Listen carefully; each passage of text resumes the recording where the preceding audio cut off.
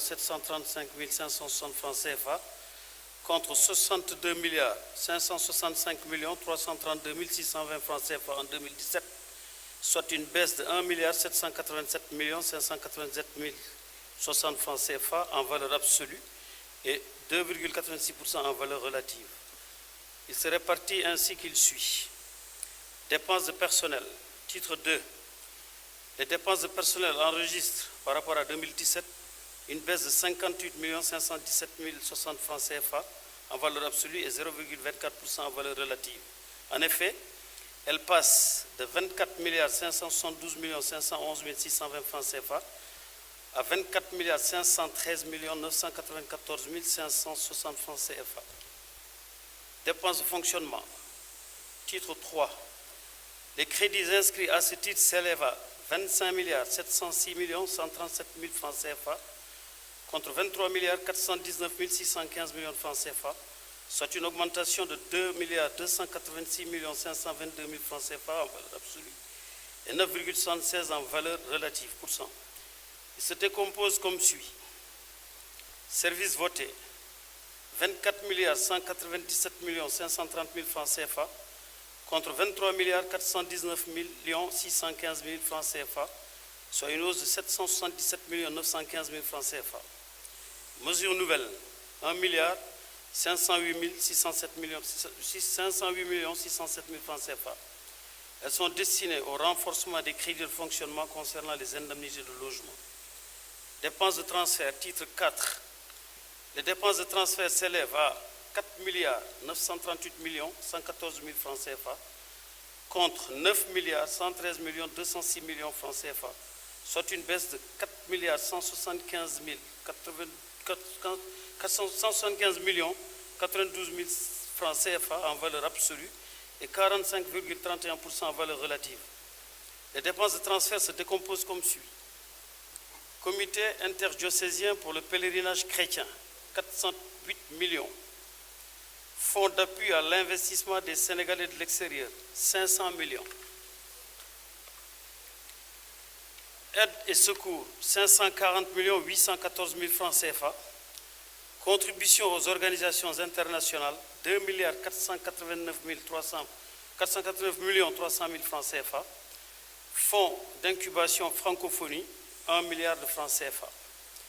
Dépenses en capital, titre 5.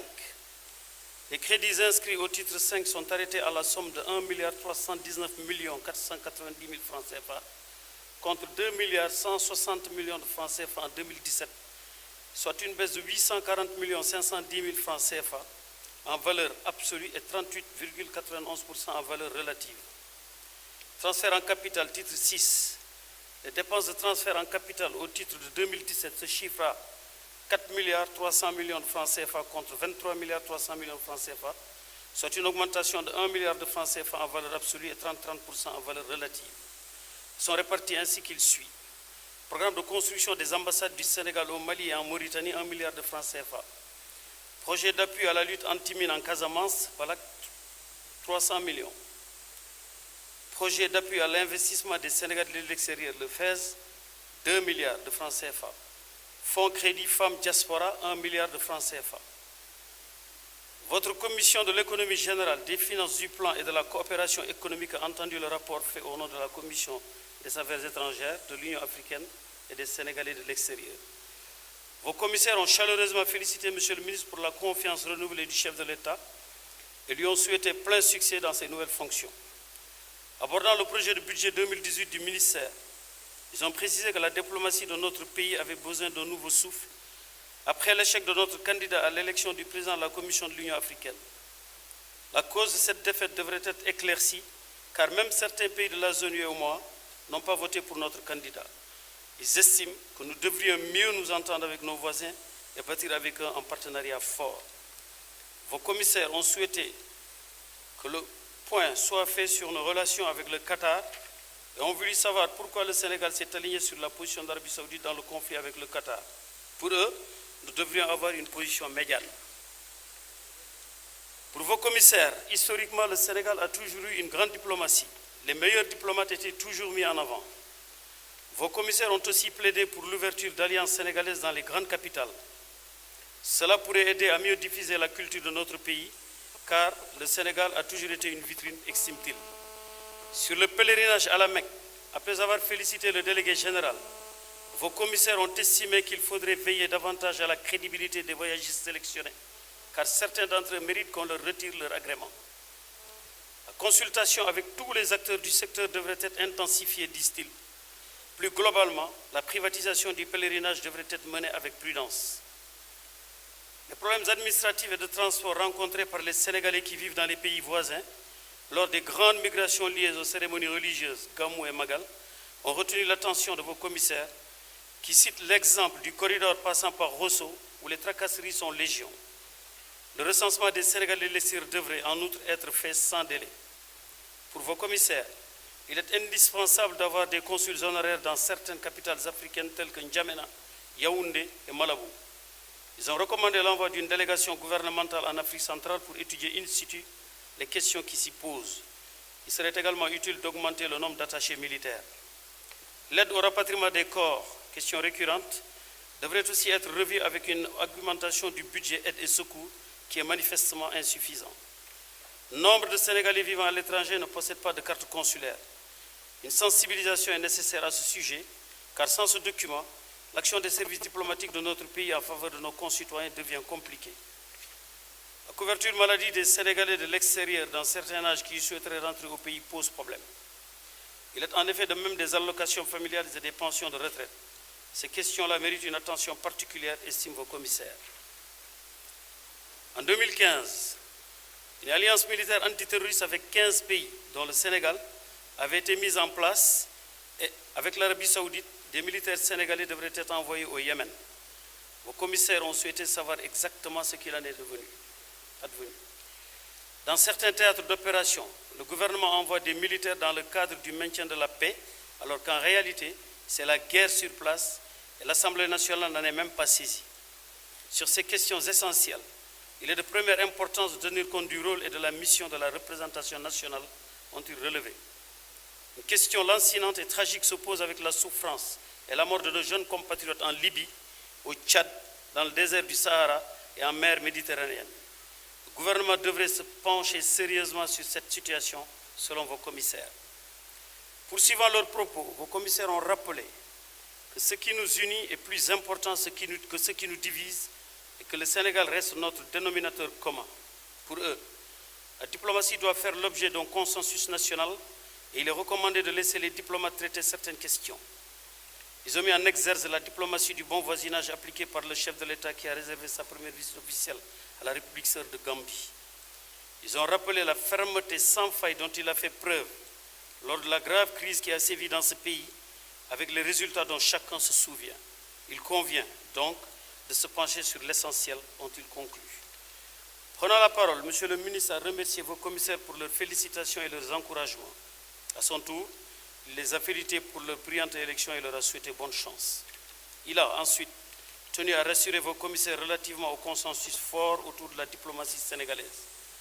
La preuve en est les propos réconfortants prononcés en commission technique par ses prédécesseurs au ministère, les députés Cheikh Tidiane Gadio et Madické Niang. Quant à lui, il est disposé à écouter tout le monde. Le Sénégal n'est pas une puissance démographique ou économique, comme le Nigeria ou l'Afrique du Sud, mais c'est une puissance diplomatique reconnue de tous, selon M. le ministre. Il a rappelé les fondamentaux qui sont en œuvre depuis le président Léopold Sédar Senghor. La participation aux opérations de maintien de la paix et de la sécurité dans le monde.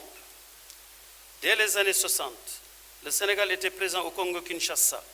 On se souvient tous de la mort dans un accident d'avion du secrétaire général des Nations Unies d'alors, le Suédois Dag Hammarskjöld, dans ce cadre. La diplomatie de bon voisinage. Il faut construire la paix et l'entente d'abord à côté de soi. Géographiquement, le Sénégal ne peut pas être en Europe ou en Asie. Le Sénégal est en Afrique, précisément en Afrique de l'Ouest. Dans cette dynamique, les présidents gambiens et sénégalais vont co-présider au mois de décembre un conseil des ministres regroupant les deux gouvernements pour renforcer les valeurs communes. La diplomatie de développement, elle se fait dans la continuité avec les changements nécessaires. De l'avis de M. le ministre, notre pays bénéficie de la confiance de la communauté internationale, d'où sa présence au Conseil de sécurité des Nations Unies. Cette confiance est confirmée par son élection au Conseil des droits de l'homme de l'ONU par 188 voix sur 193 votants. À cet égard, il a rappelé qu'il est temps de réparer une injustice historique en donnant à l'Afrique un siège permanent au Conseil de sécurité. Abordant le volet relatif aux Sénégalais de l'extérieur, M. le ministre a précisé qu'il considère ses compatriotes comme des diplomates, entre guillemets, qui participent au développement économique et social de notre pays pour plus de 1000 milliards de francs CFA par an. Département, dira-t-il, est soucié des questions récurrentes qui se posent à eux, passeport, logement, intégration, rapatriement des corps, etc. Il a fait noter le passage du budget aide et secours à 500 millions de francs CFA. En ce qui concerne le pèlerinage à la Mecque, M. le ministre a rappelé combien nos compatriotes sont attachés à la religion.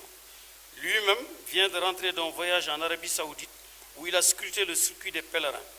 Il note que certains acteurs du secteur n'ont pas respecté leurs engagements, mais il fait confiance à la majorité d'entre eux qui sont honnêtes et qui travaillent. Une réunion avec eux se tiendra bientôt sur le sujet. S'agissant du Yémen, M. le ministre a tenu à rassurer vos commissaires en précisant que le Sénégal est conséquent avec lui-même. Là, comme au Mali et dans les différents théâtres d'opération, notre pays est au service de la paix. De l'avis de M. le ministre, la géographie est figée, mais l'histoire se construit pierre après pierre. C'est ce qu'avaient compris le général de Gaulle et le chancelier allemand Konrad Adenauer en mettant en chantier la construction de l'Europe. Au Sénégal, nous mettons en œuvre le concept de cercle concentrique. UEMOA, CEDEAO, UA. Concluant son propos, M. le ministre a dit toute sa disponibilité à collaborer avec toutes les bonnes volontés. Dans ce cadre, tout ce qui a été dit par vos commissaires sera utilisé à bon escient. À son tour, M. le ministre délégué chargé du budget a précisé que le budget du département n'a pas, à proprement parler, diminué. Il se trouve simplement que les montants relatifs aux contributions aux organisations internationales qui concernent les ministères techniques ont été transférés à ces derniers. Satisfaits des réponses apportées par M. les ministres, vos commissaires ont adopté à la majorité les différents titres du projet de budget 2018 du ministère des Affaires étrangères et des Sénégalais de l'extérieur. Il vous demande d'en faire autant s'il ne soulève de votre part aucune objection majeure.